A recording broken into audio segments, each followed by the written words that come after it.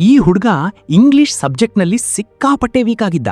English teacher ಕ್ಲಾಸಿಗೆ ಬಂದ ತಕ್ಷಣ ಅವನ ತಲೆ ಪೂರ್ತಿಯಾಗಿ ಗಿರ್ರಂತ ತಿರುಗೋಕ್ ಶುರುವಾಗ್ತಾ ಇತ್ತು. ಕಡಿಮೆ ಮಾರ್ಕ್ಸ್ ತಗೊಂಡಿದ್ದಕ್ಕೆ ಅವನು ಯಾವಾಗ್ಲೂ ಆ ಟೀಚರ್ ಹತ್ರ ಏಟ್ ತಿಂತಾ ಇದ್ದ. ಅಷ್ಟೇ ಅಲ್ಲದೆ ಅಪ್ಪನ ಏಟಿನಿಂದ ತಪ್ಪಿಸ್ಕೊಳ್ಳಕ್ಕೆ ಅವನು ತನ್ನ ಅಮ್ಮನ ಹತ್ರ ರಿಸಲ್ಟ್ನ ಬಚ್ಚಿಡಕ್ ಹೇಳ್ತಾನೆ. ಅಪ್ಪ ಅವನಿಗೆ ಹೊಡಿಬಾರ್ದು ಅಂತ ಅಮ್ಮ ಕೂಡ ಅವನ ಕೈಗೆ ಬ್ಯಾಂಡೇಜ್ ಕಟ್ಟೋಕ್ ಶುರು ಮಾಡ್ತಾಳೆ. ಆದ್ರೆ ಇವರೆಲ್ಲ ಮಾಡ್ತಾ ಇದ್ದ ಈ ನಾಟಕನ ಅಪ್ಪ ಕದ್ದು ನೋಡ್ತಾ ಇರ್ತಾರೆ. ಆಮೇಲೆ ಮಗನಿಗೆ ಹಿಗ್ಗಾಮುಗ್ಗ ಹೊಡೆಯೋಕ್ ಶುರು ಮಾಡ್ತಾರೆ.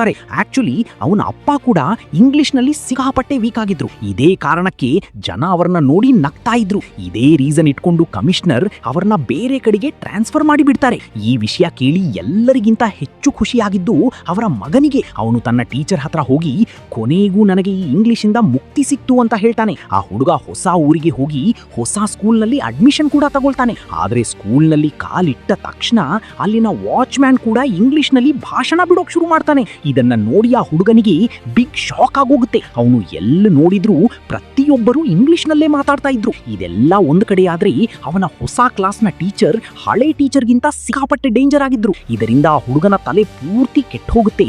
ಅವನು ನೇರವಾಗಿ ಡಸ್ಟರ್ ಎತ್ಕೊಂಡು ಆ ಟೀಚರ್ಗೆ ಹೊಡೆದೇ ಬಿಡ್ತಾನೆ.